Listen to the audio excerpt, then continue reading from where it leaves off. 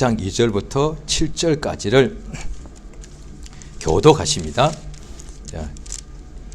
1장 2절로 17절까지입니다. 아브라함이 이삭을 낳고 이삭은 야곱을 낳고 야곱은 유다와 그의 형제를 낳고 유다는 다말에게서 베레스와 세라를 낳고 베레스는 헤스론을 낳고 헤스론은 람을 낳고 람은 아비나답을 낳고 아비나답은 나손을 낳고 나손은 살몬을 낳고 살몬은 라합에게서 보아스를 낳고 보아스는 룻에게서 오벳을 낳고 오벳은 이새를 낳고 이새는 다윗 왕을 낳으니라. 다윗은 우리아의 아내에게서 솔로몬을 낳고 솔로몬은 르호보암을 낳고 르호보암은 아비야를 낳고 아비야는 아사를 낳고 아사는 여호사밧을 낳고 여호사밧은 요람을 낳고 요람은 우시야를 낳고 우시야는 요담을 낳고 요담은 아하스를 낳고 아하스는 히스기야를 낳고 히스기야는 므낫세를 낳고 므낫세는 아몬을 낳고 아몬은 요시야를 낳고 바벨론으로 이거할 때에 요시야는 여고냐와 그의 형제를 낳으니라. 바벨론으로 이거한 후에 여고냐는 스알디엘을 낳고 스알디엘은 스룹바벨을 낳고 스룹바벨은 아비웃을 낳고 아비웃은 엘리야김을 낳고 엘리야김은 아소를 낳고 아소르는 사독을 낳고 사독은 아킴을 낳고 아킴은 엘리웃을 낳고 엘리웃은 엘르아사를 낳고 엘르아사는 mat단을 낳고 mat단은 야곱을 낳고 야곱은 마리아의 남편 요셉을 낳았으니 마리아에게서 그리스도라 칭하는 예수가 나시니라. 그런즉 모든 대수가 아브라함부터 다윗까지 14대요 다윗부터 바벨론으로 이거할 때까지 14대요 바벨론으로 이거한 후부터 그리스도까지 14대라. 아멘. 하나님은 아버지가 되십니다. 하나님에게 하나님이 아버지가 되신다는 것은 아들이 있다는 아들과 자녀가 있다는 것이 되지요. 그러니까 하나님은 영원 전부터 아버지시고 그에게 하나님의 아들 독생자가 계시는데 그 아버지께서 그 아들을 위하여 모든 것을 만드셨습니다. 하나님께서 모든 보이는 것들과 보이지 않는 모든 만물을 지으신 조물주, 창조주이신 것을 우리가 믿지 않습니까? 그러면 창세기 1장 1절부터 하나님께서 모든 하늘들과 땅과 모든 땅 위에 있는 모든 생물들과 사람 모든 것을 지으셨는데 하늘에 천사도 다 지으셨죠. 창조하기 전에는 그게 없지 않았습니까? 그러면 하나님께서 이 모든 만유를 창조하신 것이 분명한데 그걸 믿는데 왜 창조했냐는 거죠. 무엇 때문에 혹은 누구 때문에 이렇게 보면 되겠죠. 우리도 세상에 있을 때 뭔가를 위해서 살거나 일하거나 애쓰거나 또 누군가를 위해서 하는데 사실 누군가를 위해서 하는 것이 가장 많은 사람들이 할 것이고 가장 옳을 것 같습니다. 다시 말하면 내가 무슨 우리 사람들이 살 때에 뭔가 건물을 위해서 산다. 뭐 회사를 위해서 산다. 뭐 그런 것도 있죠. 그런데 가장 중요한 것은 자기의 가족을 위해서 살고 더 자기의 아들, 딸을 위해서 뭔가 집을 짓기도 하고 그러지 않겠습니까? 그렇게 보자면 누구를 위하여 하는 것이라고 보는 것이 더 낫겠죠. 예수님 하나님 아버지께서는 모든 만물을 만드셨는데 누구를 위해서 만드셨다고 보면 되는 것이죠. 그러면 누구를 위해 만드셨을까요? 사람들이 그러죠. 사람이 없는데 인간들이 태어나지도 아직 창조도 안 됐죠. 그런데 창조도 안 된 인간을 위하여 만들었다. 그렇게 볼 수도 있죠. 항상 사람들은 자기 중심적으로 생각하니까 우리가 같이 가족도 있습니다. 형제도 있고요. 교우도 있는데 사실 우리가 대화하다 보면 어쩔 수 없습니다. 남편과 아내가 한 몸인데도 남편은 남편 위주로 생각하고 아내는 아내 위주로 생각합니다. 항상 그렇습니다. 부모와 자녀가 있는데 항상 부모는 부모 입장에 생각하고 자녀는 자기 입장에 생각하고 그러니까 자기 자신이 항상 입장에서 생각할 수밖에 없죠. 사람들이 하나님께서 모든 만물을 누굴 위하여 만드셨는데 바로 우리 사람을 위해서 만들었다고 그렇게 생각하기가 쉽죠. 항상 자기 위주로 생각하니까. 그런데 하나님께서는 누굴 위해서 만드셨는데 그러면 사람을 위해서 더 글쎄요. 그 사람 입장에 생각하는 것이고 천사를 위해서 만드셨다. 그것도 좀 아닌 것 같고 그러면 하나님은 누굴 위해서 만드셨는가? 하나님 아버지 자신을 위해서 그럴 수도 있고, 성령을 위해서 그럴 수도 있고, 성자 하나님의 독생자를 위해서 만드셨는가? 성부, 성자, 성령이시니까 하나님 아버지께서 누굴 위하여 만드셨다고 할 때에 우리가 금방 사람들은 이해할 수 있죠. 천사도 알겠지만은 천사는 아버지와 아들의 관계란 것이 없기 때문에 머리로는 지식으로는 알 수 있지만은 경험으로는 알 수가 없지 않겠습니까?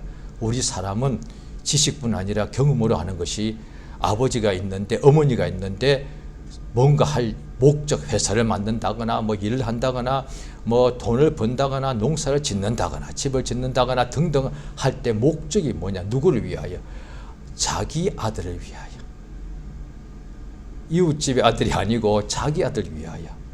그건 사람들이 너무 쉽게 이해할 수 있는 거 아니겠습니까? 자, 성경에 보시면은 골로새서 1장을 보시게 되겠습니다. 골로새서 1장에 신약 성경 골로새서 1장입니다. 골로새서 1장 325페이지 되겠습니다. 신약 성경 325페이지. 자, 골로새서 1장 15절 16절을 같이 읽겠습니다. 325페이지 골로새서 1장 15, 16 시작.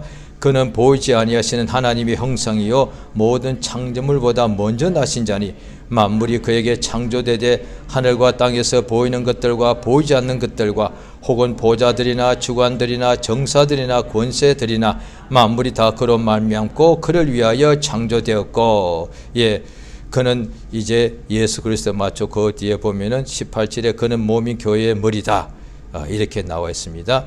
그러니까 예수 그리스도, 그 위에 14절에 보면은 그 아들의 안에서 우리가 구속 죄의 사함을 받았다. 그러니까 하나님께서는 모든 만물을 자기의 사랑하시는 아들을 위하여 모든 만물을 지으셨다. 이게 성경에 기록되어 있으니까 우리가 성경의 기록을 미처 모르더라도 조금만 깊이 생각하면은 우리는 조물주가 아닌데도 우리에게 어떤 집에 어떤 뭐 키우는 강아지나 또 무슨 있다, 애완한 뭐 있다 합시다. 그런데 내가 그 집에 있는 어떤 짐승을 위해서 내가 뭘 하지는 않는다고요. 물론 너무 사랑하면 그럴 수도 있겠지만 대부분은 내 아들을 위해서 하는 것이죠. 인간도 그렇게 되면 조금만 생각을 조금만 하면 알 수 있습니다. 그런데 성경에 나와 있다는 거예요. 하나님께서 모든 만물을 지으신 것은 하나님의 독생자 예수를 위하여 만드셨다 되어 있는 거예요. 그러면 하나님께서 인간을 위해서 만유를 만드신 것보다 하나님의 아들 위해서 만드신 것이 더 맞고 이해가 되지 않습니까? 성경에 글이 나와 있죠. 그 하나님께서 이 세상에 우리 인간들이 하나님께 죄를 범하여서 원수가 되고 영원히 죽게 되었는데 하나님께서 우리 인간들을 살려주기 위하여 자기의 독생자를 대신 죽게 했단 말이죠. 자, 잘 한번 들어보시기 바랍니다. 하나님이 인간을 만드신 목적이 뭐냐니 하나님의 아들을 위해서 만드셨는데 인간이 죄를 범하니까 이게 관계가 완전히 뒤바뀌어져 버려요. 인간을 하나님의 아들 위해서 만드셨는데 인간이 죽게 되니까 인간을 살려주려고 하나님의 아들을 죽게 한 거예요. 그러니까 인간을 위해서 우주 만물을 만드셨기 때문에 그게 목적이라면 인간이 죄를 범할 때 아들을 당연히 죽게 하는 것이 뭐 당연하지. 왜? 인간을 위해서 만드셨으니까. 그런데 그게 아니라 하나님의 아들을 위하여 인간을 만드셨는데 인간이 범죄하니까 하나님의 아들을 인간을 위하여 죽으라는 거예요. 이게 진짜 은혜란 거예요. 다시 말씀드립니다. 오늘 기독교 중에서 성경에 나와 있는 내용인데 그걸 보는 각도에 따라서 다 다른데요. 하나님이 모든 만유를 인간을 위해서 만드셨기 때문에 인간이 죄를 범하니까 인간 위해서 자기 아들도 죽어라 명하다고 보는 거예요. 그것도 은혜가 크죠. 그런데 사실 성경에 보니까 하나님께서 우리 인간도 하나님의 아들 위해 만드셨는데 인간이 범죄하면 그러면 버리면 되지 않습니까? 버리지 않고 피조물을 위하여 자기의 독생자를 대신 죽는데 죽으라고 명하더란 거예요. 이게 얼마나 큰 은혜냐 말이에요. 인간을 위해서 목적이 만드신 것이 아니라 하나님 아들 위해서 만드셨는데 그 인간들이 범죄함으로 하나님께 쓸모가 없어지더란 거예요. 그러면 없애버리고 다 치워버리고 다시 만들지 하시면 될 것을 그러지 않고 하나님의 아들을 그 인간을 위하여 죽으라고 명하신 거예요. 그러니까 다시 말해 우리가 있을 뭔가 만들었는데 그것이 집이든지 직업이든지 재물이든지 집이든지 되겠죠. 그런데 그걸 내가 쓰려고 우리 가족이 쓰려고 만들었는데 그게 뭔가 잘못돼. 그러면 그걸 갖다 버리면 될 것을 그걸 다시 회복시키려고 나 하나밖에 없는 아들을 네가 대신 죽으라. 이게 말이 안 되는 거잖아요. 그러니까 모든 만유가 우리 인간까지도 예수를 위하여 창조되었다는 것을 이것을 성경에 기록된 대로 알수록 예수가 우리 위하여 죽었다는 것이 얼마나 큰 은혜냐.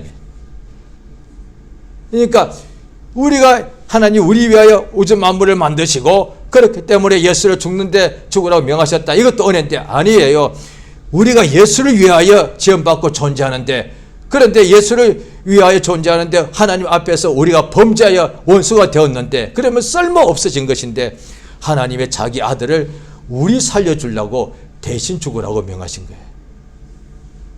그래야 예수께서 십자가에 죽으시기 전날 밤새도록 기도하시고 죽으시고 십자가에서 운명하실 때도 말씀하신 것 중 하나가 엘리 엘리 라마 사박다니 나의 하나님 어찌하여 나를 버리십니까? 저 인간들 죄인들을 예수 위하여 지으셨는데 저 인간들이 멸망하게 된 것을 되었을 때 그들을 살려주려고 자기의 독생자를 죽으라고 명하셨단 말이에요. 어찌하여 이렇게 하시냐 이거야.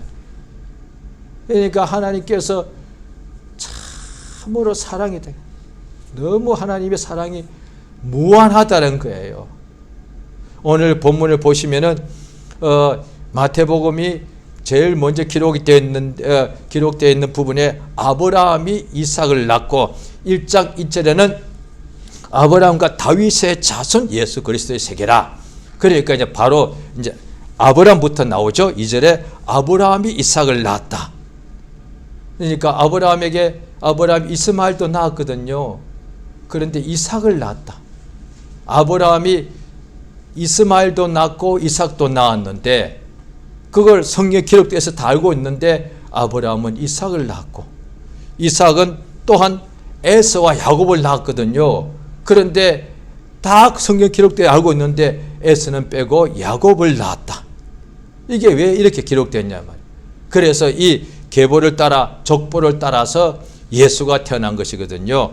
그러니까 성경 보면은 이 족보가 마태복음하고 예수님의 족보에 대해서 마태복음 이 1장이 나와 있고요. 자, 또 성경을 찾아보시면 자, 누가복음에 또 나와 있는데 자, 누가복음 3장에도 나와 있습니다.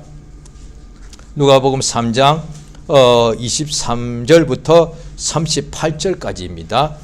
그런데 이제 펴서 보시면 지금 다 읽을 수는 없고요. 누가복음 3장 23절부터 38절까지도 예수님의 족보가 나와 있습니다. 그런데 마태복음과 누가복음의 족보는 같으면서도 다릅니다.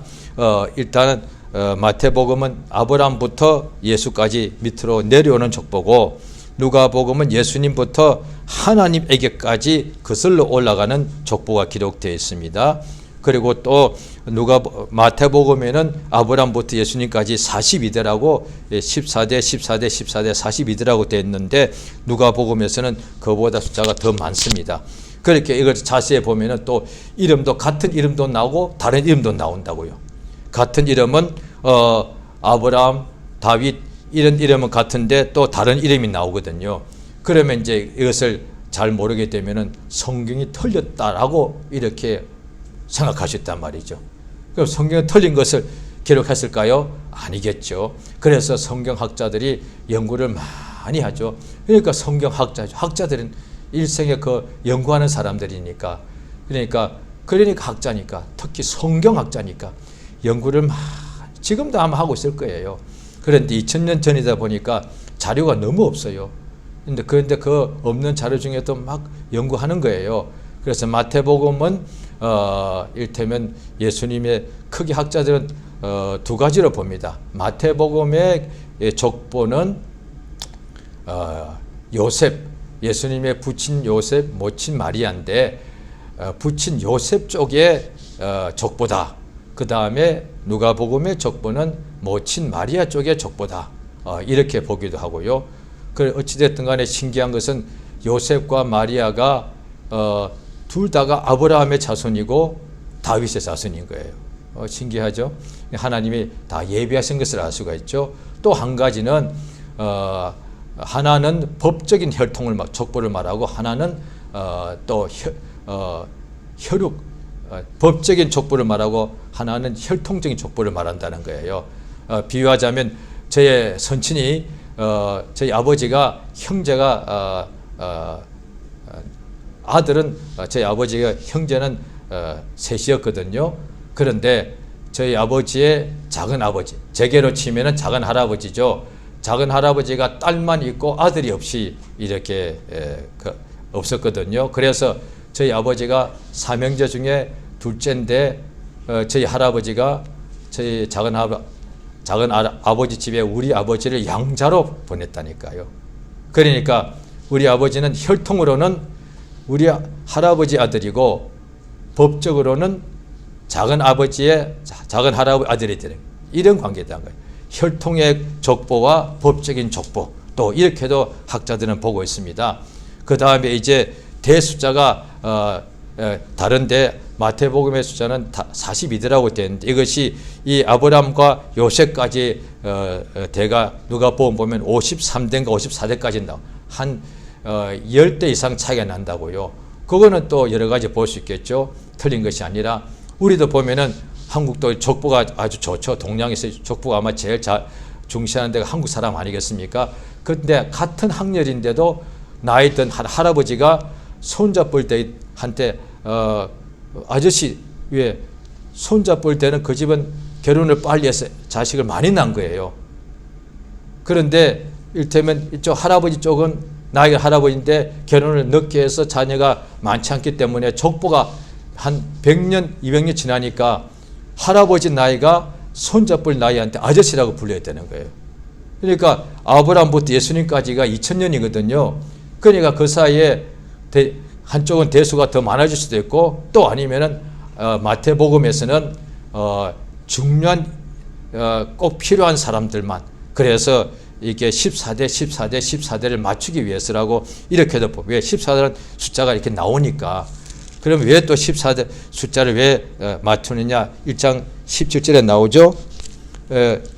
유대인들은 유대 히브리의 자음과 모음이 있는데 그것을 숫자로 표기하는 것이 많거든요. 666도 요한계시록에 숫자다 이름을 숫자로 하면 그렇게 된다는 거죠. 그러니까 다윗의 이름을 숫자로 하면은 14가 나온다는 거예요. 그래서 14를 맞추기 위해서 그렇게 했다고 또 보기도 하고 그렇습니다. 그런데 이렇게 이 족보가 누가복음과 마태복음은 조금 이렇게 다르죠. 그런데 자, 마태복음에서는 뭘 말하고 하냐면 아브라함이 이삭을 낳았다라고 되어 있습니다. 아브라함이 이삭을 낳았다는 거예요. 그러니까 이게 굉장히 인간에게 가장 중요한 것 중 하나입니다. 한번 잘 들어보시기 바랍니다. 지금 우리 개인도 마찬가지입니다. 세상에 태어났을 때에 지금 우리에게 기록이 많습니다. 우리가 어떤 몇 년도에 어느 학교에 들어가서 몇 년도에 졸업했다. 어느 직장에 입사해서 퇴직했다. 기록이 다 나와 있고 그 다음에 우리가 어떤 소유물이 있다. 그런데 가장 중요한 기록이 뭐냐니 몇 년도에 누구 아버지 어머니 사이에 태어나는지 이게 제일 중요합니다. 그래서 미국으로 치면 이게 시민권이고 한국으로 치면 이게 국적이 된다고요. 가장 중요한 거예요. 이 사람의 아버지가 그래서 한국에서 우리가 기록이 다 남아 있는데 아마 예수님 오실 때까지 기록은 영구적으로 남아 있을 터인데 우리 자신에 대한 가장 중요한 기록이 뭐냐? 호적입니다. 호적에 보면 간단합니다. 부 아무개, 모 아무개, 그 집의 아들, 딸. 또 이 사람이 또 누군가 또 만나서 또 남편과 아내가 되고 또 거기서 아들, 딸이 또 태어났다. 이게 가장 중요한 거예요. 그래서 한국 사람의 부모 밑에서 태어나야만 그 사람이 한국이라는 국적을 가집니다. 국적이 없으면 이 사람은 태어나서도 어디에서도 신분을 증명하지 않기 때문에 뭘 아무것도 할 수 없습니다. 그러니까 가장 중요한 기록이 이 세상에 남아있는 것 중에 하나가 우리에게 대하여 아버지가 누구고 어머니가 누구고 거기서 태어난 자식이 돼 자녀다 이 말이에요. 그러니까 누가 누구를 낳았다는 거거든요. 똑같습니다. 우리가 하늘나라 생명록 앞에 하나님 앞에 생명책이 있는데 거기에 뭐가 기록되겠습니까? 이 사람이 누구를 통하여 거듭났다. 생명록에 거듭난 사람의 이름이 적혀 있다니까요. 그러니까 한 번 태어난 것은 6인데 그 다음에 영으로 난 6으로 태어난 것은 호적에 기록되어 있고 영으로 난 것은 하늘나라 생명책에 우리식으로 표현하자면 하늘나라에도 하나님 앞에 호적이 있다는 거예요. 그 호적에 난 사람, 영으로 난 사람 이름이 나와 있다는 거예요. 자, 요한복음 한번 3장을 보십니다.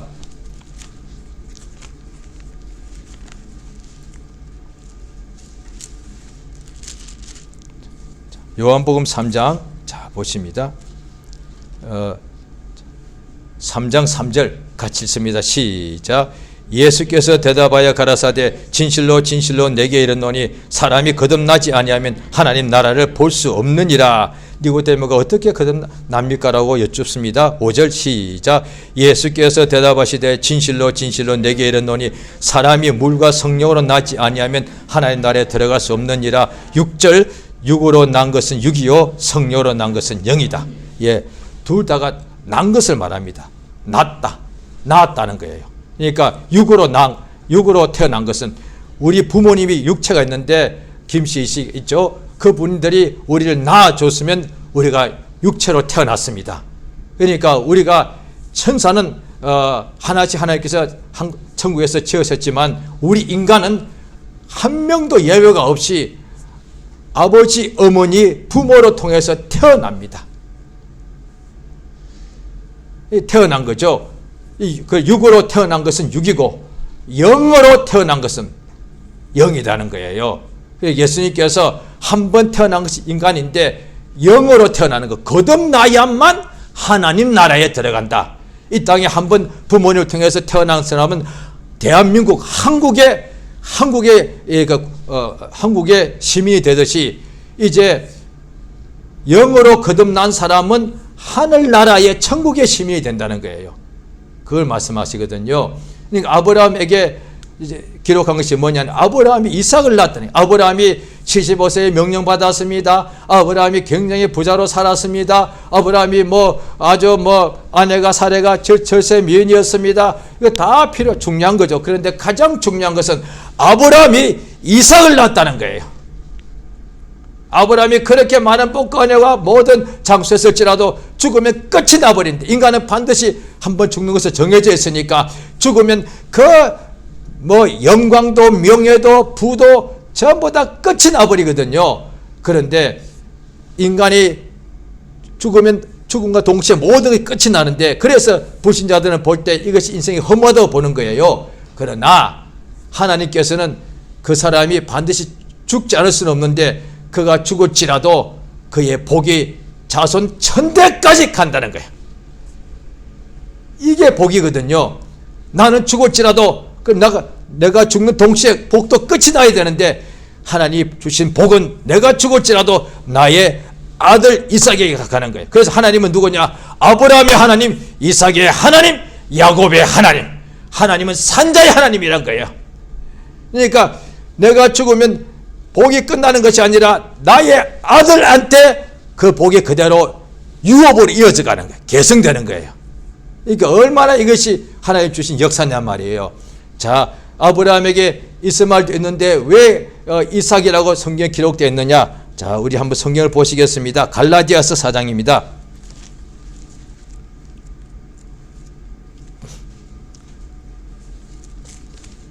신약 성경 갈라디아서 307페이지입니다. 307페이지 자 갈라디아서 4장입니다. 307페이지 갈라디아서 4장 21절을 제가 먼저 읽습니다. 내게 말하라.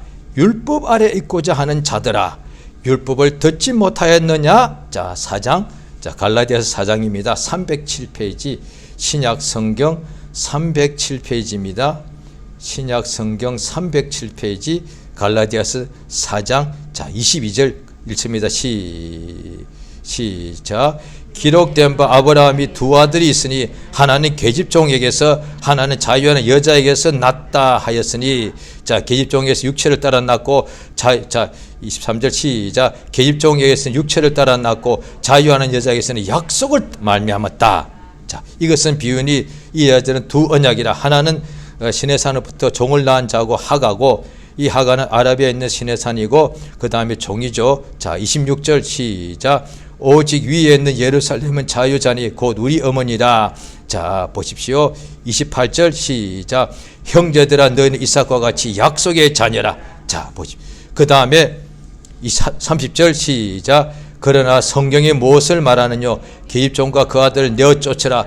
계집종의 아들이 자유한 여자의 아들로 더불어 유업을 얻지 못하리라 하였느니라. 자 그러니까 아브라함에게 하갈이라는 여자 종 계집종에게서 이스마엘이 태어났는데 이것은 종에서 태어났으니까 아브라함의 아들인데도 아버지는 아브라함인데 어머니가 하갈이라 계집종에서 태어나면 그 아들은 이스마엘은 종이요. 따라서 종은 아브라함의 아들인데도 유업을 받지 못하는 거예요. 그런데 사라에게서 아브라함의 부인 사라에게서 태어난 이 아들 이삭은 워낙에 태어날 수가 없었단 말이죠. 창세기 17장에 18장에 거푸 나오는데 보게 되면은 하나님의 천사를 보내어서 아브라함에게 아들이 있을 것이다 말하니까 창세기 17장에는 아브라함이 먼저 웃었습니다.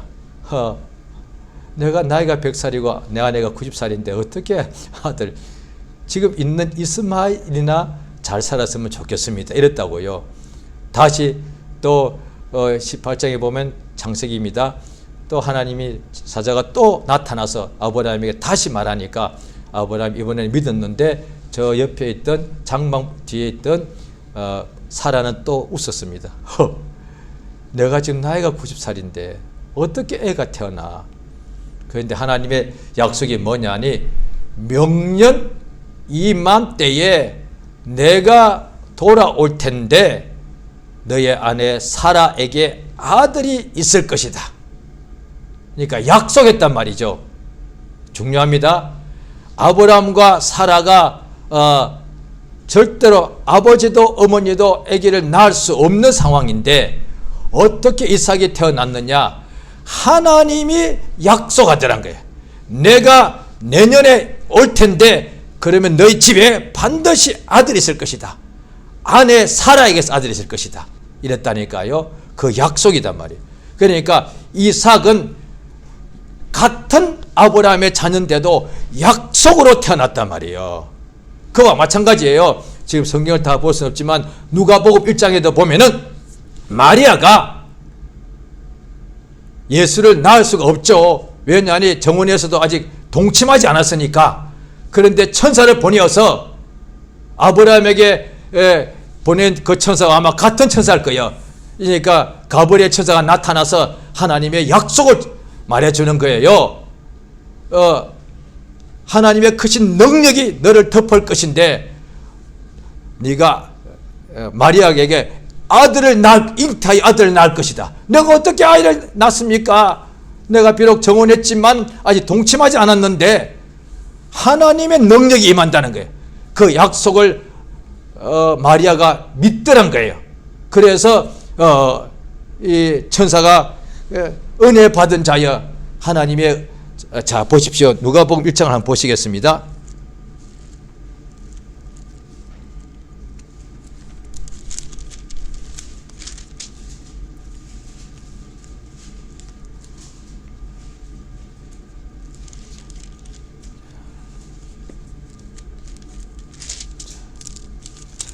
자 누가복음 1장 자 28절입니다.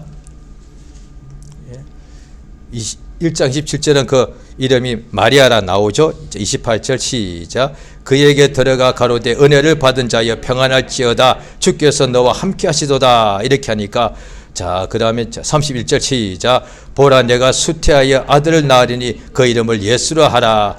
자 34절 마리아가 천사에게 말하되 나는 사내를 알지 못하니 어찌 이 일이 있으리까. 35절 시작. 천사가 대답하여 가로되 성령이 내게 임하시고 지극히 높으신 이의 능력이 너를 덮으시리니 이러므로 나실 바 거룩한 자는 하나님 아들을 일컬으리라. 자 그러니까 38절에 마리아가 주의 말씀대로 이루어지이다 그랬습니다. 자 그 다음에 보십시오. 45절에 시작. 믿은 여자에게 복이 있도다 주께서 그에게 하신 말씀이 반드시 이루어지리라. 자 보십시오. 가브리엘도 은혜가 이 은혜 받은 자의 마리아 보고 하나님의 아들을 잉태할 것이다. 그런데 그것을 믿었더란 거예요. 그걸 보고서 또 엘리사벳이 보고서 믿은 당신이 복이 있다. 말씀대로 약속대로 이루어진다는 거예요. 자, 아브라함이 이삭을 낳은 것은 약속으로 자녀가 아브라함이 분명히 낳긴 낳았는데 자기 능력으로 낳은 것이 아니라 자기의 뜻으로 낳은 것이 아니라 오직 하나님의 약속으로 태어났다는 거예요. 그 이삭입니다. 또 그 아브라함부터 시작해서 마태복음에 제일 마지막에 예수가 나오는데 예수가 태어난 것도 마리아가 원해서 태어난 것, 인간의 혈통으로 난 것이 아니라 오직 하나님의 약속으로 마리아에게 잉태해서 태어났다는 거예요. 그러니까 약속의 자녀라는 거예요. 우리가 이 땅에 태어날 때 이제 우리 모두입니다. 우리도 누군가한테 우리 부모님 우리를 낳아줬다는 거예요. 인간에서 가장 중요한 것이 뭐냐니 자녀를 낳아야 되는 거예요. 그러니까 사사기 9장에 보면 구약성경에 포도나무 하나님께 처음에 포도나무를 만드신 창조 때 목적이 뭐겠습니까? 포도 열매를 맺게 하시려고. 하나님께서 사과나무를 창조하신 목적이 뭡니까? 딱 하나입니다. 사과 열매를 맺게 하시려고. 하나님이 무화과 나무를 지으신 목적은 무화과 열매를 맺게 하시려고. 그런데 예수님께서도 말씀하십니다. 포도나무 비유를 말씀하시면서 요한복음 15장에 포도 열매를 맺지 못하면은 땅만 버리니까 그걸 나무를 뽑아버리라. 왜냐하니 모든 식물들은 땅에다가 뿌리를 내려서 땅의 영양분을 먹고서 그 위에다가 사과나무는 사과 열매, 그 다음에 감람나무는 감람 열매를 맺는 거예요. 땅의 영양을 빨아들여서 감람 열매를 맺는 거예요. 그런데 땅의 영양을 빨아먹으면서도 열매를 안 맺으니까 땅만 버리는 거예요. 그래서 그 나무는 다 썰먹기 때문에 뽑아서 버리는 거예요. 하나님께서 창세 때에 사자를 지으셨는데 사자는 지금까지도 그 사자 새끼를 낳더란 거예요. 만약에 사자가 새끼를 안 낳았다면 벌써 멸종돼 버린 거예요. 사과나무가 열매 맺지 않 벌써 사과나무가 사라져 버렸다는 거예요. 그러면 하나님 창세 때부터 만드신 그 모든 나무나 이것들이 다 소멸됐다면 우리가 어떻게 사느냐? 다 우리도 죽습니다. 양식이 없으니까. 하나님께서 생육하라 번성하라 이렇게 말씀하시니까 땅에 있는 모든 만물들이 그렇게 열매를 맺고 생육하더란 거예요. 인간도 마찬가지. 그걸 먹고서 인간도 계속 생육하니까 그 엄마 아빠 반드시 남자 여자가 만나서 남편 아내가 되어야 되고 거기서 아들 딸을 낳아야 되는 이것이 하나님의 뜻이단 말이에요. 그래서 이 마태복음 보니까 이것을 보니까 아브라함이 가장 큰 일이 뭐냐? 너무 많지만 가장 중요한 일 이삭을 낳은 거야. 이삭이 한 일이 많은데 그중에 가장 큰 일이 뭐냐? 야곱을 낳은 거야. 그게 어떻게 된 건데요? 그 야곱이 또 나와서 마침내 거기서 예수가 태어났다는 거야. 예수는 태어난다는 거야. 예수가 태어나야만 하나님의 약속 메시아가 태어날 것이다. 메시아가 태어나야만 우리 위하여 예수가 태어나야만 몸이 있어야만 피 흘려서 죽을 수 있다는 거예요.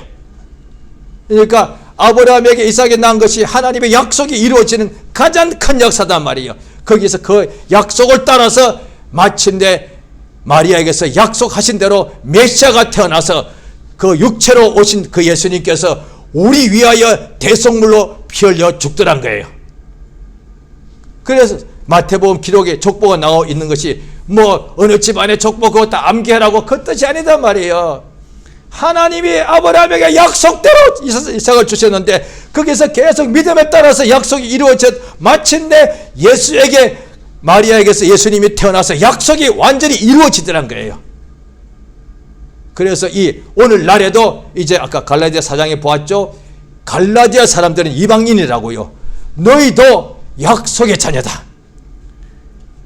누구든지 예수를 믿으면 영생을 얻으리라. 누구든지 요한복음 1장의 12절에 보면은 예수를 영접하고 믿는 자는 하나님의 자녀가 되는 권세를 얻는다는 이 약속이단 말이에요. 우리가 이것을 믿었더니 우리도 이제 육체로는 죄인 중에 우리 부모님에게서 잉태되고 태어났으나 이제 예수를 그 약속을 믿으니까 하나님의 자녀가 되었더란 거예요. 그래서 우리가 하나님의 자녀로 약속의 자녀가 되었기 때문에 천국에 들어가서 하늘나라를 상속한다는 뜻입니다. 할렐루야. 자, 그 마태복음이 1장의 맨 먼저가 아브라함 이삭을 낳았다는 건데 이미 말씀드렸죠. 사복음서가 내용이 같으면서도 다 또 다른 이유가 1장 각 1절부터 보면 다 다릅니다. 그런데 그 복음의 끝도 다릅니다. 자, 마태복음 28장을 보시겠습니다.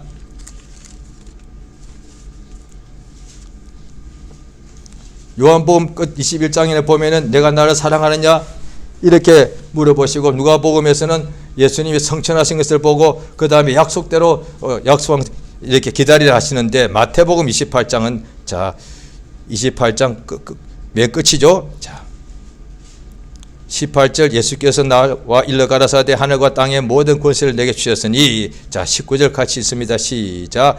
그러므로 너희는 가서 모든 족속으로 제자를 삼아 아버지와 아들과 성령의 이름으로 침례를 주고 내가 너희에게 분부한 모든 것을 가르쳐 지키게 하라. 볼지어다 내가 세상 끝날까지 너희와 항상 함께 있으리라. 이거 마태복음 사복음서가 똑같은데 내용이 시작도 끝도 다릅니다. 마태복음의 시작은 아브라함 이삭을 낳고 시작하고 끝은 모든 족속을 제자를 삼으라. 사복음서 이게 다 다릅니다. 낳아라 이 말이야. 우리가 반드시 인간이 가장 큰 업적이 뭐냐? 이 땅에 태어나서 자녀를 낳는 거예요. 자녀를 낳는 거예요. 그 자녀가 아브라함이 나오고, 아브라함이 아버지가 그를 낳았을 때 아브라함 75세까지 우상을 섬겼단 말이에요. 그런데 그 아브라함이 75세까지 우상 섬기는 자에게 하나님의 영광이 나타나서 그를 믿음의 사람으로 세워 믿음의 조상이 되게 하시더란 거예요. 그러니까 낳았는데 그 낳은 사람을 하나님께서 택하셔가지고 하나님의 약속을 그에게 함으로 약속을 땅에서 이루는 하나님의 사람으로 쓰시더란 거예요. 그러니까 사람은 반드시 결혼해서 자녀를 낳아야 돼. 이게 하나님의 복이에요. 그런데 하나님의 영광을 위하여 스스로 고자 된 사람 예수께서 말씀하시는데, 그 사람 빼고는, 그 다음에 우리가 딱 육으로 낳은 것은 육인데 그 우리가 낳은 아들 딸들을 반드시 하나님의 약속의 자녀가 되게 해줘야 된단 말이에요. 자, 성경을 또 보시. 고린도전서입니다. 고린도전서 4장입니다.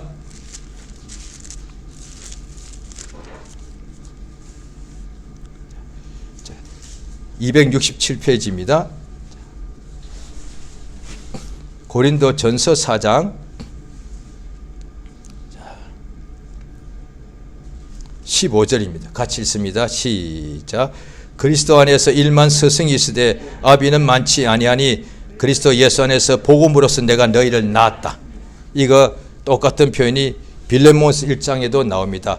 자기가 갇힌 중에 오게 했을 때 자기가 낳은 오네시모라는 이 제자가 있습니다. 그러니까 바울 선생이 낳았다는 거예요. 그래서 바울 선생이 디모데 보고 혈통으로 자기 아들이 아닌데도 내 아들아 그랬다니까요. 그러니까 복음으로서, 그러니까 그리스도 안에서는 스승이 1만 명이나 되고 엄청나게 많이 있는데 아비는 많지 않는데 그리스도 예수 안에서 복음으로서 내가 너희를 낳았다. 이 고린도 교인들이란 말이에요. 고린도 교인들 보고 고린도 교인들이 나는 아볼로 파다 이랬거든요. 아볼로라는 사람이 성경을 참 잘 가르쳤거든요. 그런데 그렇게 선생은 많다는 거예요. 그러나 예수 그리스도 안에서 복음으로서 내가 너희를 낳았다는 거예요. 그러니까 세상에 우리가 내가 누구를 낳으면 한국의 호적에 누구를 낳았다고 기록되었습니다. 그런데 천국에 하나님 앞에 있는 생명록에 내가 누구를 복음으로서 낳게 되면 그 사람의 이름이 기록되어 있고 모르긴 해도 분명히 이렇게 됐을 거예요. 이 배 아무개가 거듭났는데 누구로 통하여 거듭났음?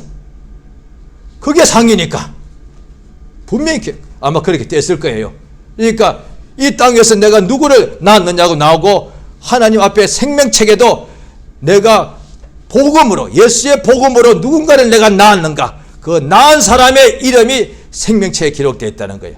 따라서 이 땅에 우리가 사는 날 동안에 인간이 해야 될 가장 크고 중요한 일은 아빠 엄마가 되어서 자녀를 낳는 것이고, 또 혈통으로 낳은 자녀가 되었든지 이웃이 되었든지 간에 그들을 복음으로 낳아야 된단 말이에요. 그래서 땅에도 호적에 기록될 뿐 아니라 하늘나라 생명책에 그 사람의 이름이 기록되도록 그를 복음으로서 낳는 일을 하는 것이 하나님께서 오늘날 우리에게 목숨 주신 그의 뜻이 아니겠습니까? 한 사람의 영혼이 지옥가자가 예수 믿고 복음으로서 거듭나게 되면은 천하 우주보다도 더 귀하다 이 말이죠. 그러니까 하나님께서 우리에게 이걸 말씀하시는 거예요. 모든 족속으로 천하 만민에게 예수의 복음을 전해줘서 제자를 삼으란 거예요. 예수께서 어떤 사람들이 당신의 형제와 모친이 당신을 찾나이다 하니까 예수께서 말씀하시기를 누가 내 형제고 자매고 모친이냐? 하늘에 계신 내 아버지의 뜻대로 행하는 사람이 내 형제고 모친이다. 또 예수님이 부활하셨을 때도 요한복음 20장에 나오죠. 그러니까 막달라 마리아를 보고 나의 그러니까 가서 내 형제들에게 이르라. 너희 하나님 내 하나님 너희 하나님께로 내가 돌아가고 나의 아버지 곧 너희 아버지에게로 내가 간다고 하라. 그러니까 예수님은 아버지의 품에 있던 영원 전부터 아버지의 하나님의 아들이시고 우리는 예수를 믿어서 약속을 믿어서 하나님의 상속자가 되었단 말이죠. 이 은혜가 얼마나 크냐고요. 하나님의 자녀로 거듭나기 위해서 이 세상에 태어났다 이 말이에요. 육체로 태어났는데 거듭나지 않으면 영원히 멸망당하기 때문에 태어나지 않는 것이 더 낫지 않겠습니까? 우리 하나님께서 우리에게 땅에 태어난 인간들에게 우리 김씨, 박씨의 성을 가진 부모님에게서 난 우리가 예수 믿어서 약속을 믿어서 자녀로 거듭난 이 은혜를 받았습니다. 따라서 우리가 이 큰 은혜를 받았으니 우리도 이웃에게 남은 세월 동안에 복음으로서 사람을 영혼을 낫게 하는 일에 온전히 쓰임받는 역사 있길 부탁드립니다. 성령께서 하시는 일이 바로 이 일이다. 성령께서 우리를 사용하여 땅끝까지 가서 복음을 전하여 그 사람으로 성령으로 거듭나게 하시는 일을 한다는 거예요. 할렐루야. 이 시간 기도하시겠습니다. 우리를 성령으로 충만케 하사 우리가 가장 큰 은혜가 있는데 부모님에게서 우리가 자녀로 태어난 것이에요. 얼마나 큰 은혜인지. 태어난 우리에게 하나님께서 예수 믿어서 하나님의 자녀로 거듭나게 하셨습니다. 이 땅에 우리가 지금 모두가 받은 은혜 중에 가장 큰 것이 이겁니다. 태어나고 거듭난 것입니다. 이 은혜를 받았으니 우리 일생 동안에 하나님의 사랑으로 또 복음으로 낳는 일이 항상 넘치게 충만케 해달라고 이 시간 예수 한번 하고 합심해서 기도하십니다. 예수여 참으로 도우시고 인도하시고 원하옵나이다. 하나님의 성령으로 감동하시고 도와주시옵소서. 우리 하나님 아버지 우리에게 진실로 은혜 주심을 감사드리옵나이다.